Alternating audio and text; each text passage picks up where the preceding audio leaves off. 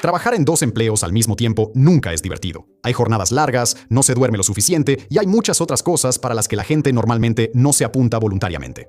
Eso es, a menos que te llames Marco Rubio, en cuyo caso ya tenías 2 cargos en las primeras semanas de asumir el cargo y aún así apenas estabas comenzando. Hoy, Marco Rubio es el secretario de Estado de Estados Unidos y el asesor de seguridad nacional de Donald Trump. Pero el enfoque del episodio de hoy es que, además de todo lo demás que está pasando, él también ha estado más o menos llevando las riendas en Venezuela, ya sabes, en su tiempo libre, como un pasatiempo. Ni siquiera yo tengo tiempo para pasatiempos. ¿Qué demonios, Marco? Es cierto. Todo esto se hace a través de una relación cercana y extrañamente amistosa entre Rubio y la presidenta interina de Venezuela, Delcy Rodríguez.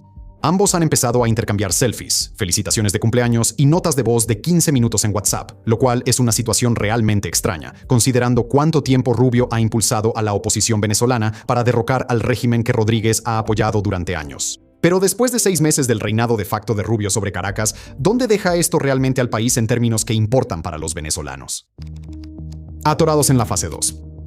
Cualquiera que haya sido tu predicción para 2026 apostaría que el arresto de Maduro no estaba en ella, al menos no de la manera en que sucedió. La Fuerza Delta de Estados Unidos entró con un gran apoyo, incluyendo más de 150 aeronaves que volaron desde 20 ubicaciones diferentes para brindar fuego de cobertura.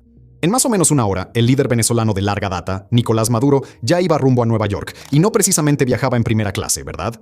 Desde el principio, la duración de la operación de Estados Unidos en Venezuela debía ser lo más corta posible. Washington tenía otros planes para cierto país del Medio Oriente en un futuro cercano, y Trump y su círculo cercano no estaban nada ansiosos por iniciar una guerra prolongada con Venezuela.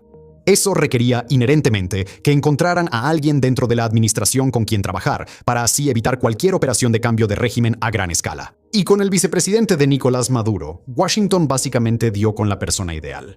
El problema de dar con alguien tan útil dentro del régimen de Maduro, en este caso Delcy Rodríguez, es que no necesariamente están ansiosos por implementar el tipo de reforma democrática orientada al mercado que alguien como Rubio ha defendido durante mucho tiempo. Ten en cuenta que Rubio es hijo de exiliados cubanos. Antes de ocupar un puesto en esta administración, se hizo un nombre como la voz más constante del Senado de Estados Unidos en contra de las dictaduras socialistas latinoamericanas. Su estado natal, Florida, también es el lugar donde casi una mayoría absoluta de la diáspora venezolana se estableció después de huir de su país de origen. Trump mismo también encaja de forma inusual en esto. Él mismo ha sido un defensor de la oposición venezolana durante la mayor parte de su carrera política. Durante su primer mandato, Estados Unidos fue el primer país en reconocer a Juan Guaidó como el presidente legítimo de Venezuela y más tarde lo invitó como invitado de honor al discurso del Estado de la Unión de Trump. En este caso, sin embargo, Washington parece dejar de lado todo el tema de la democratización, enfatizando la estabilización para evitar cualquier cosa que se parezca a un colapso del régimen en Caracas. Poco después de la redada en enero, la administración expuso hacia dónde planeaba ir en los próximos meses. 3 fases, en un orden específico. Primero, estabilizar el país. Segundo, hacer que la economía vuelva a funcionar. Tercero, y solo después de haber cumplido con las 2 primeras, pasarían a unas elecciones libres y justas. La administración de Trump fue bastante franca sobre todo esto, indicando que podría tomar años llegar a la tercera fase. Aún así, las reformas parecían ser una posibilidad real en los primeros días. A finales de enero, Rodríguez anunció una amnistía que cubría procesamientos por motivos políticos desde 1999, liberando a aproximadamente 302 personas de prisión y arresto domiciliario en las semanas siguientes. Viniendo de una mujer que había pasado los últimos 13 años sirviendo como mano derecha de Maduro, eso no es poca cosa. Por supuesto, había una trampa. La ley excluía a cualquiera que hubiera sido procesado por promover acciones militares contra el gobierno anterior, lo que casualmente incluía a la líder de la oposición venezolana, Marina Karina Machado, así como a otros miembros de la oposición. Y a medida que pasaba el tiempo, el problema de hacer las cosas por fases empezó a volverse más evidente. Alguien tiene que decidir realmente cuándo una de ellas se ha cumplido por completo para que el país pueda pasar a la siguiente. Según la mayoría de los indicios, Venezuela había alcanzado la fase 2 a principios de este año, pero eso fue antes del enorme terremoto que sacudió al país en junio. El número de muertos por ese evento sigue aumentando. Recientemente superó los 5.000 y dado que todavía hay decenas de miles de desaparecidos, no se espera que disminuya pronto. El terremoto también ha ejercido una enorme presión a la baja sobre la economía del país, que ya estaba en dificultades, y algunas estimaciones indican que le costará a Caracas el 6% de su PIB en especie para 2026. Ahora, eso sería un golpe duro para cualquier país y una crisis humanitaria para un país en una situación económica tan delicada como Venezuela.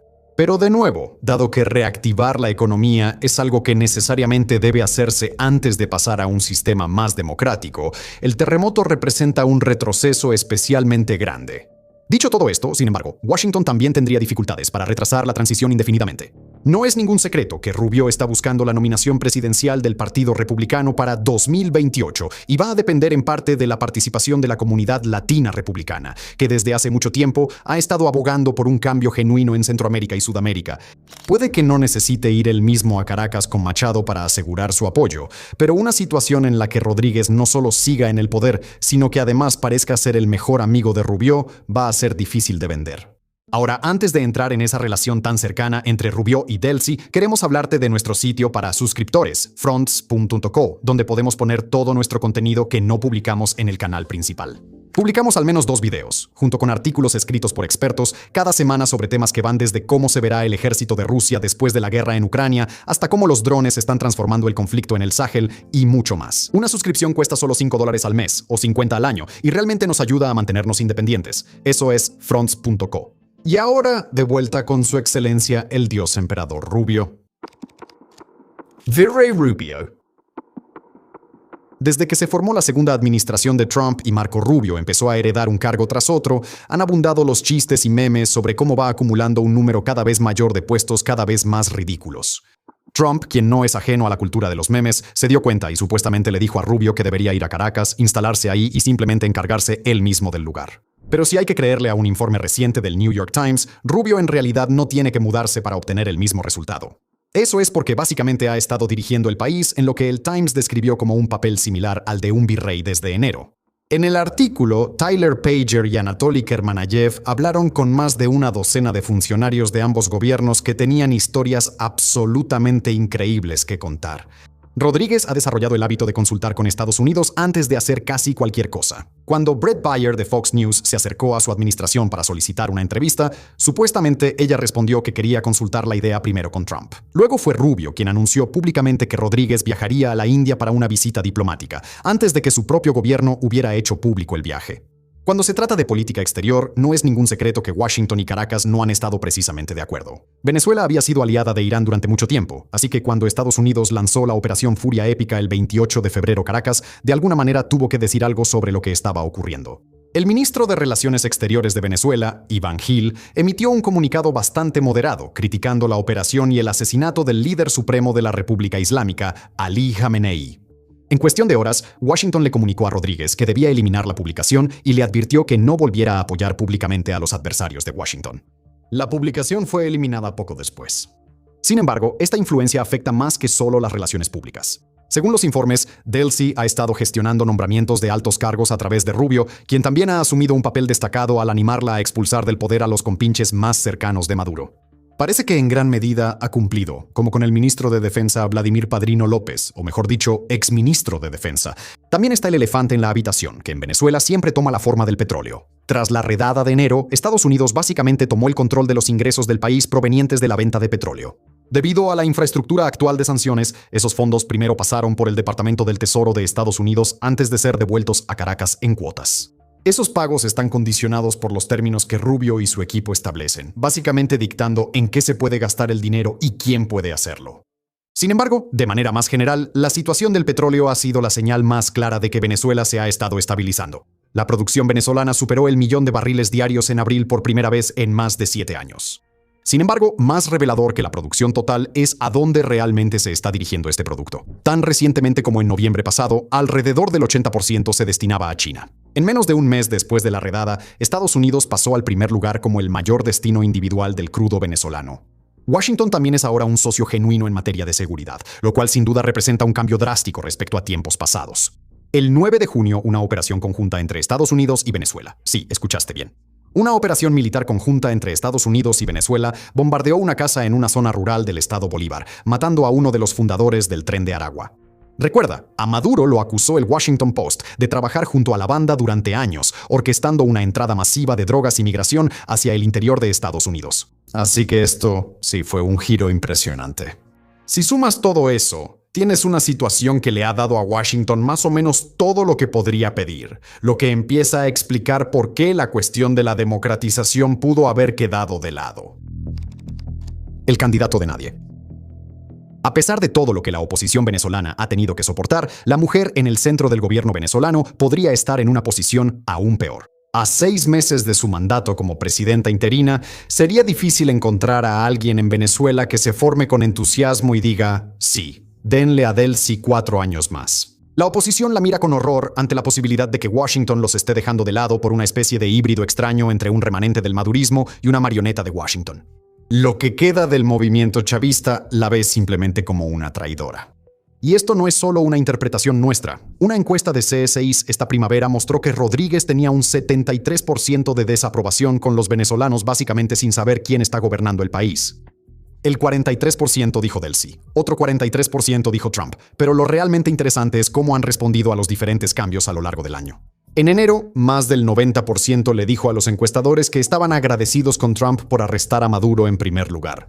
Sin duda, una ventaja bastante impresionante, pero ese ánimo se ha agriado drásticamente últimamente. Ahora casi el 90% desaprueba el apoyo de Trump a Rodríguez. El 94% dice que Rodríguez está haciendo muy poco para devolver al país a la democracia y aproximadamente la misma cantidad quiere que se realicen elecciones presidenciales este año.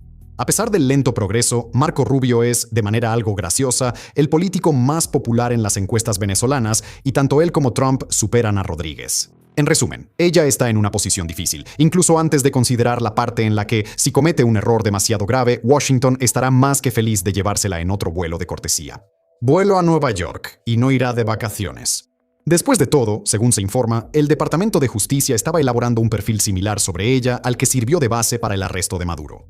Pero incluso si Rodríguez puede evitar ese destino, su realidad política es simple. Si hoy se celebraran elecciones, apostaríamos a que pronto estaría buscando una nueva carrera. De hecho, parece muy plausible que sus dos mayores admiradores en estos días sean Marco Rubio y Donald Trump.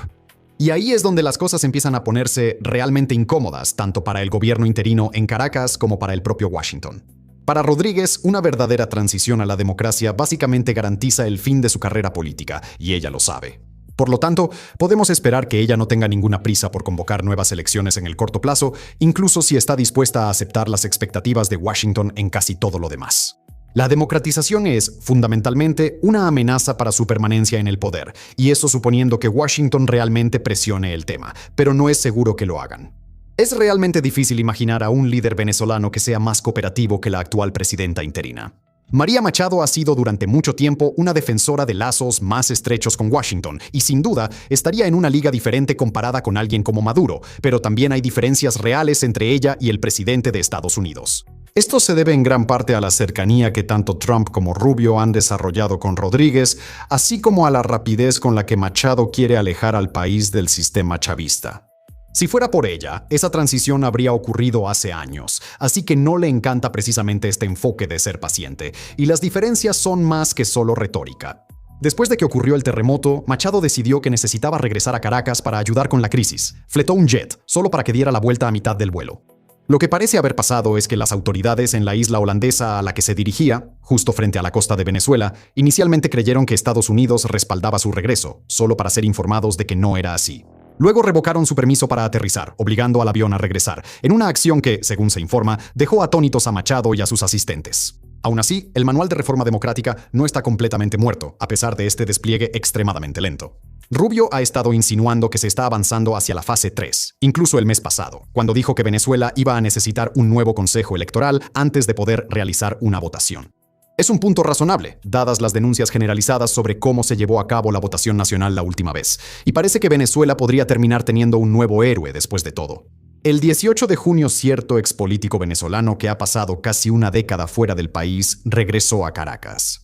Esa política es de Nora Figueroa, la líder de la Cuarta Asamblea Nacional, la última legislatura reconocida internacionalmente en la historia de Venezuela, donde la oposición obtuvo una supermayoría. Fue marginada apenas 2 años después de que se eligiera la Asamblea, así que no es exactamente un actor principal en los asuntos internos de Venezuela. Pero el regreso de Figueroa sigue siendo importante. Una vez que llegó, no perdió tiempo en reunirse con el presidente de la otra Asamblea Nacional de Venezuela, básicamente la falsa que Maduro creó para incluir una supermayoría de leales. El organismo está dirigido por un tal Jorge Rodríguez, quien resulta ser el hermano de Delcy Rodríguez. Hubo algunas señales alentadoras que salieron de esta reunión, incluyendo un acuerdo para establecer un comité técnico y electoral conjunto con hitos concretos y plazos definidos. Ahora, mira, eso todavía está lejos de ser una fecha establecida para celebrar elecciones, por supuesto, pero es más de lo que teníamos hace unos meses. Sin embargo, ya parece que están surgiendo algunos obstáculos. Figueroa le dijo a los reporteros al llegar que había venido por invitación del Departamento de Estado de Estados Unidos y eligió cuidadosamente sus palabras para distanciarse de María Machado. La diferencia aquí, sin embargo, es que Figueroa no es particularmente conocida. De nuevo, ella fue parte de la Asamblea Nacional que fue elegida en 2015 y ha vivido en España durante los últimos 8 años. Entonces, en última instancia, ¿dónde deja todo esto a Venezuela? Bueno, sería exagerado decir que la reforma democrática está totalmente muerta. Pero tampoco estamos apostando exactamente a que María Corina Machado llegue a Miraflores la próxima semana. Cuando se trata de elecciones, nadie lo dijo mejor que la propia Delcy. Cuando el New York Times le hizo esa misma pregunta en mayo, ¿cuánto tiempo tardará Venezuela en celebrar elecciones de nuevo? Su respuesta fue simple: no lo sé, algún día. Gracias por vernos.